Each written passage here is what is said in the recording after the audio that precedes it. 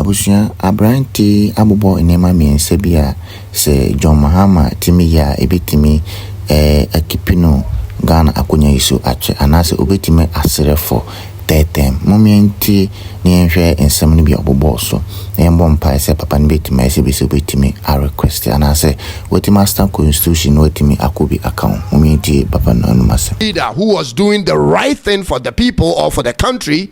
They didn't look for another, even though a few opposition people made noise. They maintained them. Ladies and gentlemen, they maintained them. President Park Chung-hee of South Korea ruled for 16 years and led Korea's rapid economic growth, which is also called the miracle of the Han River. He industrialized the country and built their infrastructure, which they have developed on till today. Same thing applies, ladies and gentlemen, to the former Prime Minister of Malaysia. Prime Minister Mahathir Mohamad led Malaysia from 1981 to 2003 for 22 years. And the people brought him even back again when they had crisis in 2018 to 2020. One Prime Minister, he made Malaysia what it is today. Singapore had Lee Kuan Yew from 1959 to 1990, hoping 31 years in that time frame, transforming Singapore from a poor fishing village to a global economic powerhouse. President Mao Zedong founded and unified modern-day China, but President Deng Xiaoping introduced economic reforms and opened China to global markets from 1978 to 1992. Today, we talk about President Paul Kagame of Rwanda, and we applaud him. Why? Because of where Rwanda was and where it is now. But people forget, ladies and gentlemen, that he has been there from 2000 till today. That is 25 years and counting. In Rwanda's recent referendum, the people of Rwanda voted 99.1% in favor of he staying on as president for another 5 years. Do you see what's happening here and the difference, ladies and gentlemen? It's not the 4 years and 8 years. It's finding a good leader and allowing him to work in the long term. We have been doing 8 years changes since 1992, and our country is still broke and we are in dire need of an IMF bailout. Did it help us like we wanted, ladies and gentlemen?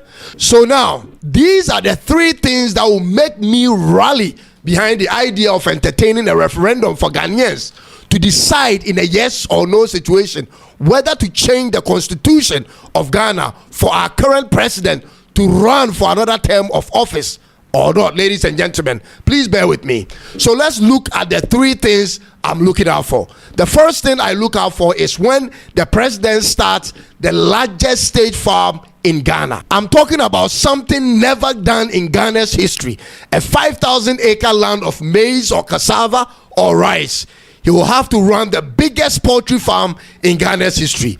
100,000 bird poultry farm in the first 2 years, ladies and gentlemen, and expand it to about 300,000 birds in the next 3 years. Now, for those who may think this is a ridiculous idea, listen, it's because you've never seen what real solutions that bring sustainable development actually means.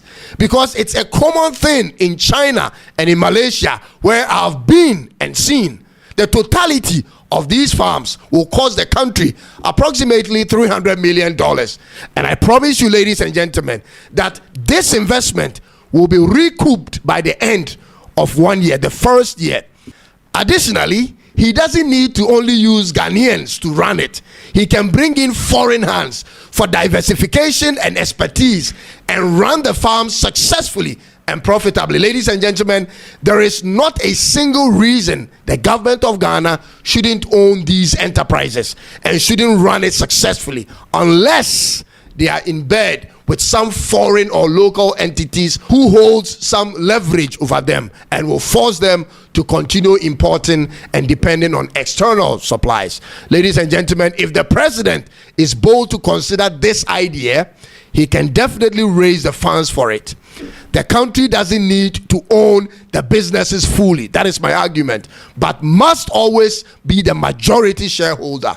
In that case, our food security is dependent on us. If the president does this, he's got my support for the coming elections. Secondly, if the president of Ghana can start just one large-scale mining company, he's got me on board. Ladies and gentlemen, Ghana is gold, just as Canada is the maple tree. It's just found everywhere. Now, we have allowed every other person to benefit from the one valuable thing we own, except for the state, which is unacceptable. This will cost Ghana same figures as the farm projects, and the benefits are just enormous. Gold is and will always be in demand, and their market value will always be consistent.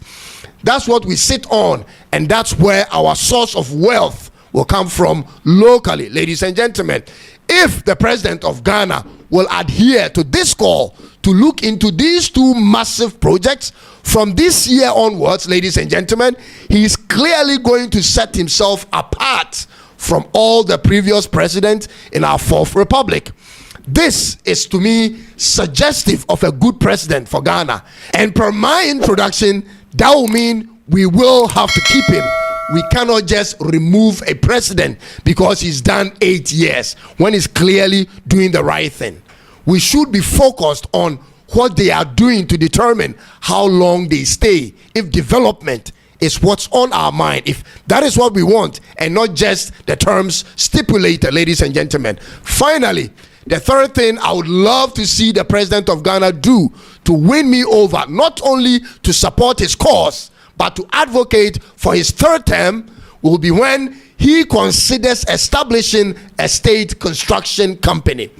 Ghana has too many civil engineers who are either unemployed or already employed by the State Department, who actually, ladies and gentlemen, do nothing. We need to build a state construction company that will take care of all government civil engineers and civil projects, from roads to schools to hospitals, etc.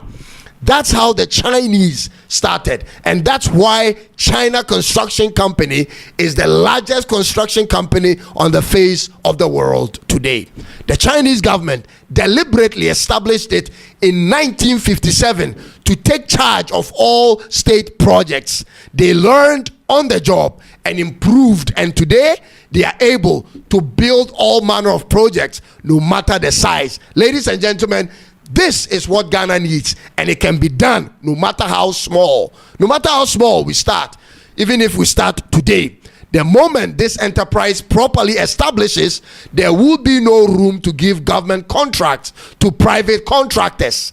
This process of government contract to private contractors has been a proxy for corruption for years and has never provided value for money.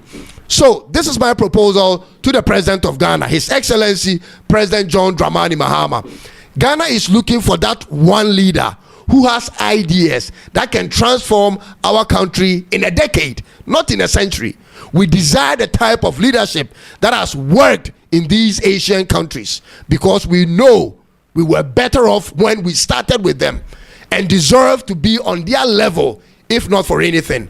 But we also know this can be done by adopting some of their methods, which includes state enterprises, ladies and gentlemen. So I suggest we look into these three industries: poultry industry, maize, rice, cassava industry, and then the construction industry. If you can get this rolling, Mr. President, I will personally be your advocate for a referendum to change the constitution of Ghana for you to run a third term in office. Unless you are not interested, I would like to know your thoughts on this subject.